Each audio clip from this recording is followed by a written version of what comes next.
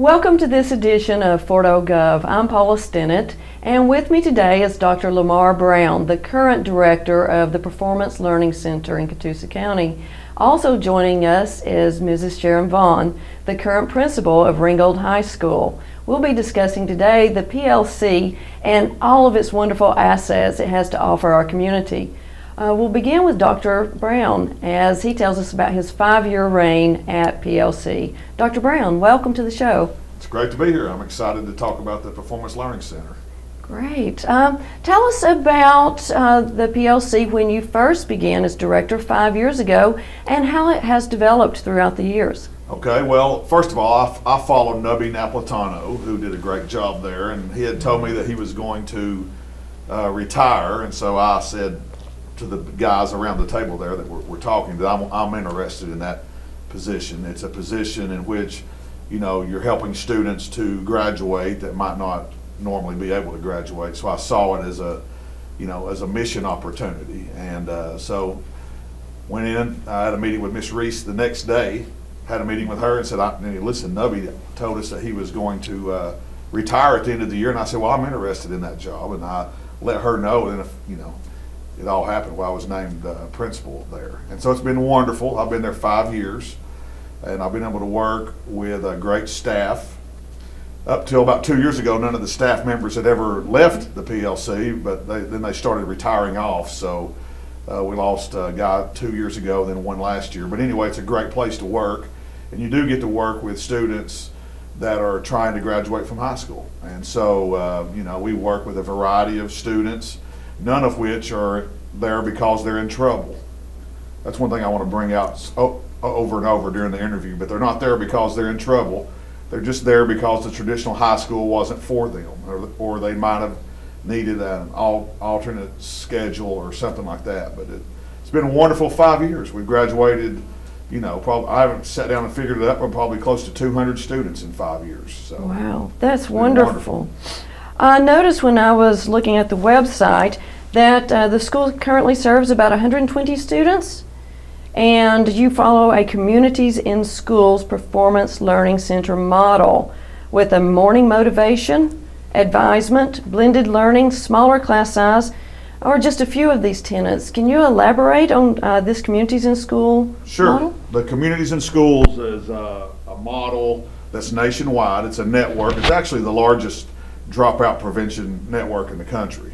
It's not always known out there, but it is a great network, and it's, as I said, nationwide.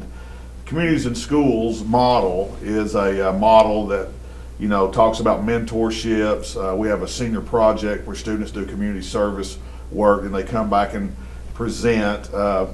We have a services director that takes care of the students in the sense that they call if they're absent, find out if they need things and whatnot. So it's a, you know, it's a complex model that has 10 tenets, and that's just a few of them. We also, as you mentioned, we have a morning motivation every Monday.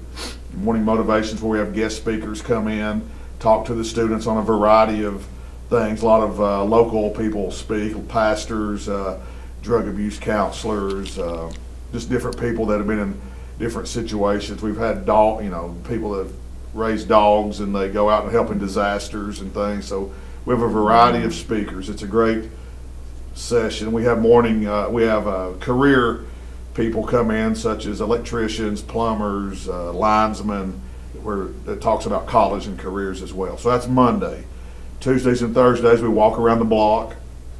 I love that. You like that idea, don't you? I do. I love that, the exercise. Well, every morning I pull up over there and I'm thinking, this is unbelievable. I mean, look at this street, Barnhart Circle here, all these big houses of a historical value, and you're just sitting there right in the middle of it. Like this morning, a beautiful spring day, gorgeous. Little cool, but you know, every day I've been there, I've kind of stopped and smelled the roses on that because it is a special place, and it's in a special place. It is. We are blessed to have the environment that we have here, and with the beautiful seasons we have as well. Now, one of the things you just mentioned, this is a business environment with students calling in if they're absent, which is wonderful because it is training them for the future world of business. You gave me a figure that was startling. The cost of a dropout student is right. Well, let me say one other thing. We do have 120 students. Up till 3 years ago, we had 80 students. But the economy kind of tanked there, 2008, 2009. So we had to get more bang for our buck. So the county said, what do we need to expand? And so we looked at going to a 4-day week, and we also needed so if we were going to do that, we had a 4-day week, added a math teacher, because 91% of our students have failed math, one at their home school. So we needed additional math support, and we also had to add 5 additional computers. So we do have, and we shoot for 120 students at all time. So, we're getting back to your most recent question. We're getting people to graduate from high school. That's our job. And so every high school dropout, according to statistics by the the Georgia State Junior College Network, the Community College Network, is $298,000 per dropout. Wow. That's how much it costs. And those costs are taking into consideration anti-poverty programs, judicial system, keeping them locked up because they're in jail, all kinds of things like that. But so every high school graduate saves a community $298,000.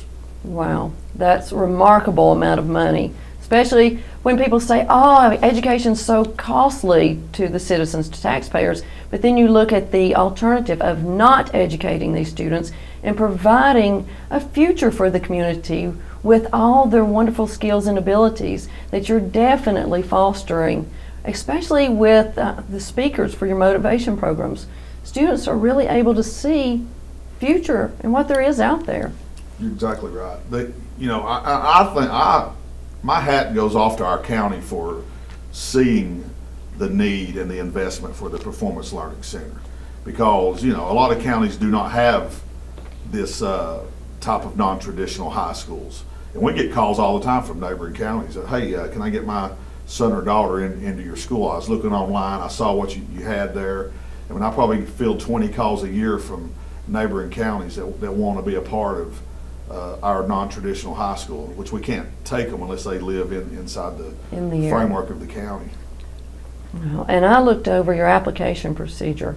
It's extensive application to get in, from principals, parents, teachers, the student, him or herself applying. Right.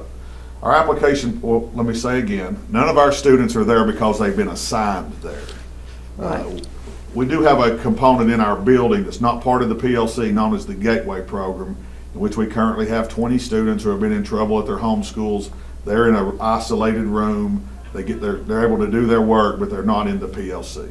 But our PLC students have all gone through an application process. They're typically identified by an administrator or guidance counselor, or graduation. When we used to have graduation coaches, they'd be identified there, and they would fill out an application. They have to bring in a recommendation from a guidance counselor or teacher and an administrator. So they have 2 of those, and we take a look at their discipline, take a look at their attendance, take a look at their, which truthfully, when I go into a school and I say, here's the student we're looking for, someone who's not interested in a traditional school, somebody who has a lot of absences, somebody who can read on the 8th grade level, that's the top student that we're looking for there, somebody who's a non-traditional type student. So, really, we don't have a lot of disciplined kids, even though we will. I was telling Miss Vaughn on the way over here, we have taken some kids that have discipline problems, but the last, a lot of kids grow up between 16 and 17, or 17 and 18. So we take that into consideration because, when they get close enough to graduate, a lot of students that we have, they really want to graduate. We just got to get them to that point at their home schools and then get them to the PLC. Well, your academic rigor, I was noticing your schedule, your academic rigor seems to be pretty strenuous, and these kids are very accomplished from looking at your end of course tests and the scores, and as you have definitely progressed in the number of students passing on their first attempt and the number of students who are now bell ringers. What's a bell ringer? Glad you asked that. Well, we try to have, we've established some traditions over the course of the last few years, and one of the traditions that we have is we call it a bell ringing ceremony. A bell ringing ceremony at the PLC is just simply a way for a student to be honored that they finished all their credits. Because our students will finish at any point during the course of a school year. It's not like when we were in school where you went 4 years, you went all the way to the last day of your last year, and you went through graduation. Now, if a student meets all the Georgia standards, earns all the Georgia credits, and it's in October of their senior year, then they can actually, they're through with high school. And so what I saw my first year that was happening, you know, they'd finish all their credits and they'd walk out the front door, see you later, you know, type thing. So we now at least try to have an informal ceremony for their last day, a culminating event that will signify, you know, that they've finished high school. And it's a bittersweet, always, there's a country song called "It's a Happy Day But Kind of Sad." Yeah. That's kind of what it is. It's a happy day but kind of sad. And so what we'll do is we bring all the students together in a small area in our hallway, and the student that's ringing the bell that day will invite their parents or friends or someone there, anybody that they want, and they'll go stand by this bell. And it's a dinner bell that you might see in someone's backyard. That's what it is. And so we'll have the student that's ringing the bell give a speech. And it's not a lengthy speech or anything. Usually it's thanking the PLC. It'll be in the future thanking Miss Vaughn or the teachers, or, you know, how glad they are to be the first person in their family to graduate and all that type of thing. And then they will, we form a spirit line, and all the other students cheer them as they walk down. They slap 5 with them.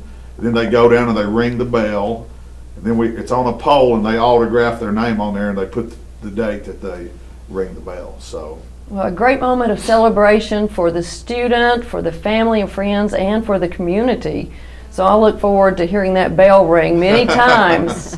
Now, your traditional graduation is called Aloha Luau? Aloha Luau. Now, I cannot take any credit for this. This existed before I came. So at the end of the year, you know, our students, this is something we need to say, is our students are still under their homeschool umbrella. Okay. So a student that goes to the PLC will still be a Ringgold student or a Heritage student or LFO student. They can actually still play on their ball teams, go to their prom, be in their clubs, ROTC at the home schools. So they'll just come to our school during the school day, and if they participated on it. As a matter of fact, we have a girl, Bethany Swint, that broke the LFO 400-meter record yesterday, and she's a member of that track team. Yes, I think right around 65 seconds. But anyway, so they can participate at their home school. And what were we talking about here? Well, I want to say to you that we had prom at Ringgold High School. Had prom downtown this past weekend, and several PLC students chose to attend and just had a wonderful time with their friends, you know, at their home school. That's great that they keep that association as well. Yeah, so the Aloha Luau, so what I was saying is they graduate at their home school. Like LFOs will be at 6 o'clock at McKenzie Arena, Ringgolds will be at 8 o'clock at their field, and Heritage will be at 10 o'clock on the Saturday morning. And so the PLC students will participate in their home school graduation.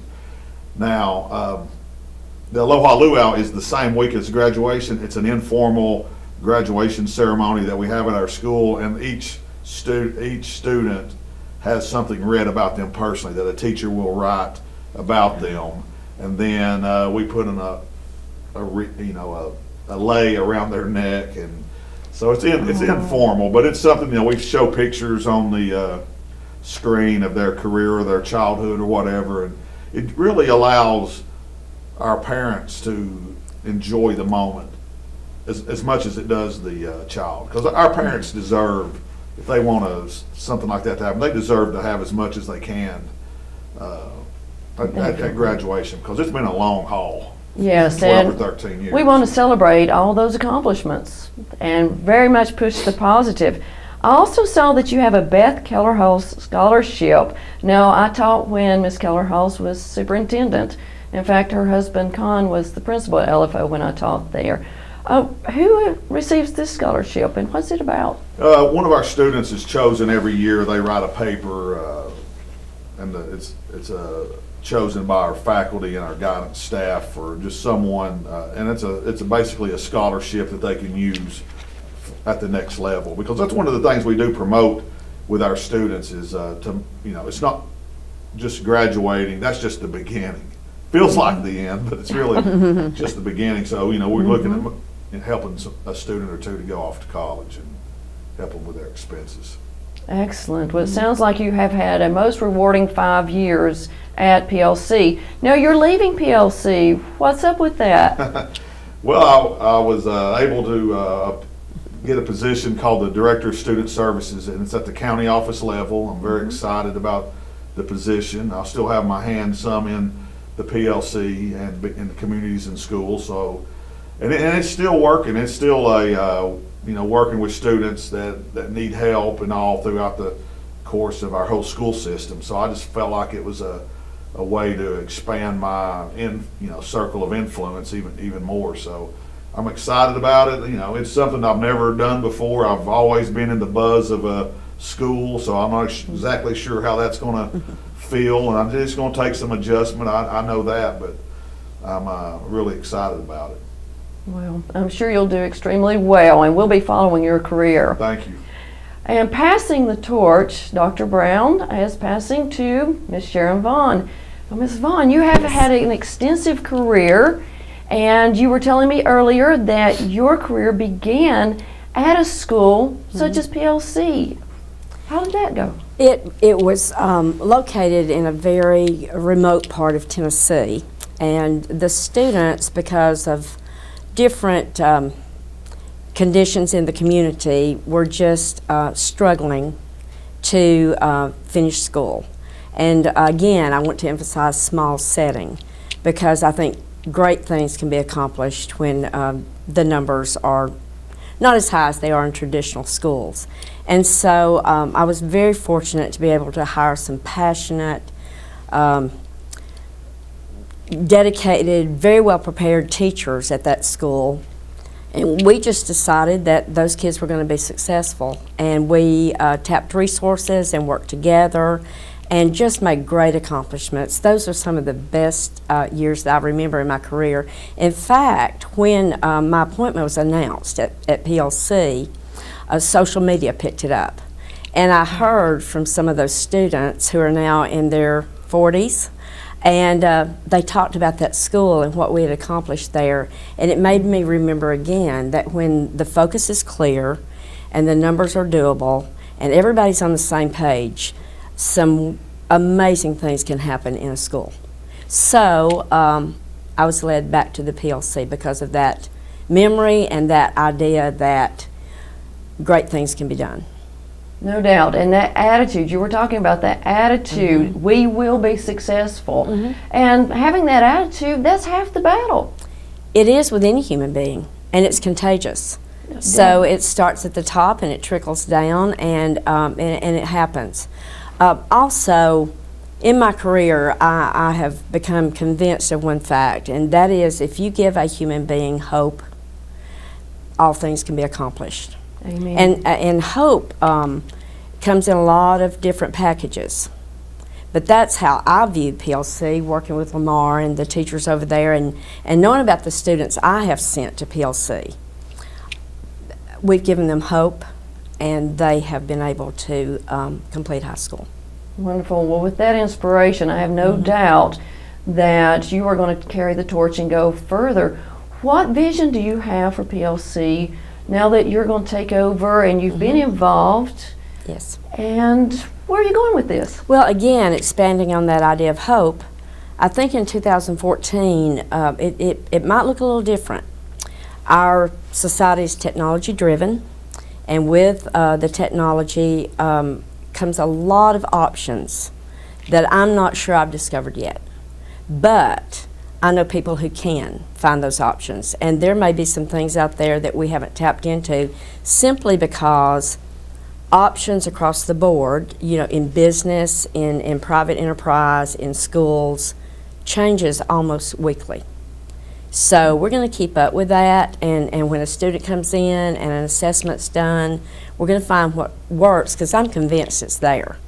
There's so much networking and so many possibilities now, as opposed to even 5 or 6 years ago, that I know we can make it fit. Definitely. Any technology you purchased last year is already obsolete with all the new developments that are currently occurring. But of course you can ask any 12, 13-year-old and they can work it just fine right now, where I'm struggling going, okay, send. They've got this. My daughter can type a dissertation in 2 minutes.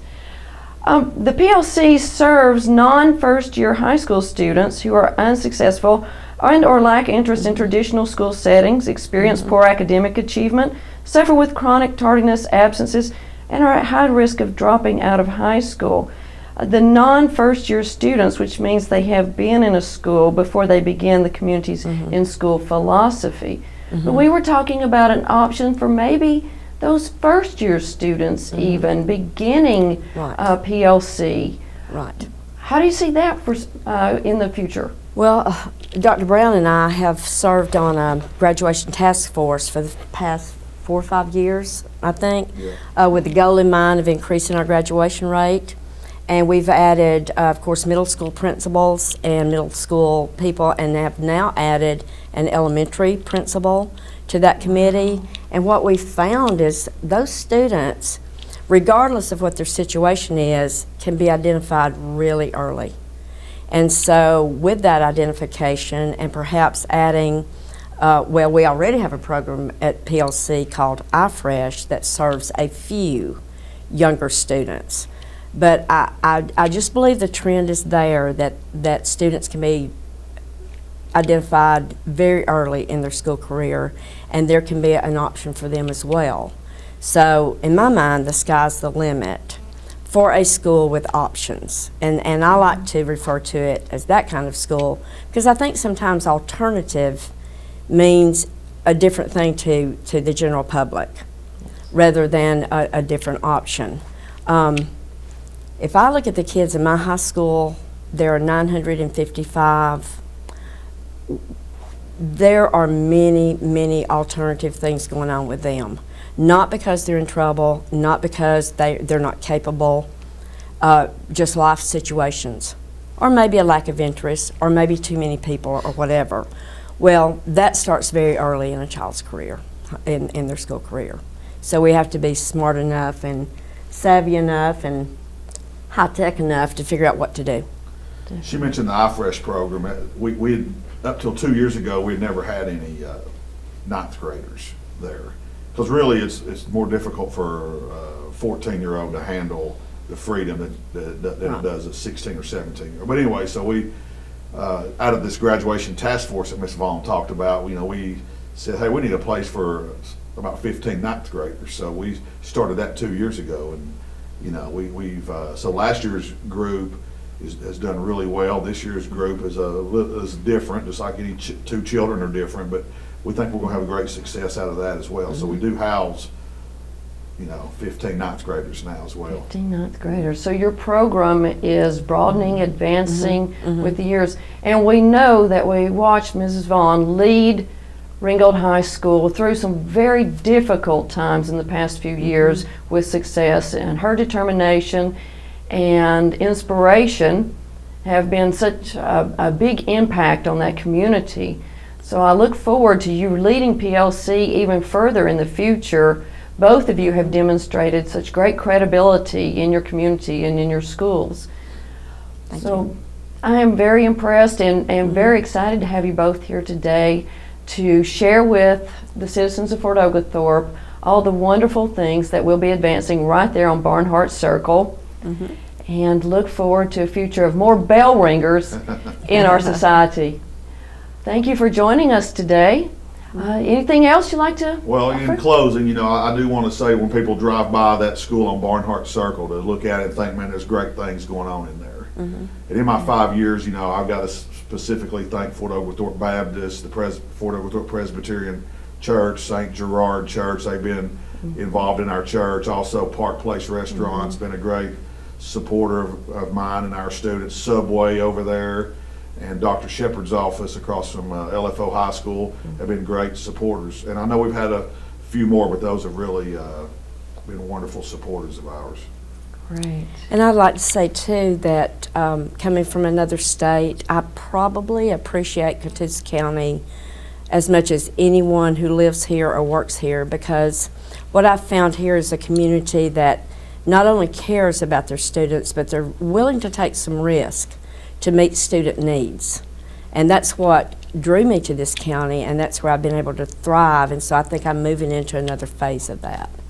Great. And one other thing I'd like to add too is, like I was talking about earlier, man, last Saturday morning at a T-ball tournament over here, looking around at Barnhart Circle and all the beautiful houses and those great ball fields over there. I mean, that's Americana at its finest there. I mean, we need to appreciate this. People around here need to appreciate what they have. It's you know, everyone doesn't have a small little village atmosphere like that and quaint ball fields and, you know, just and good people working at them. I mean, everyone doesn't have that.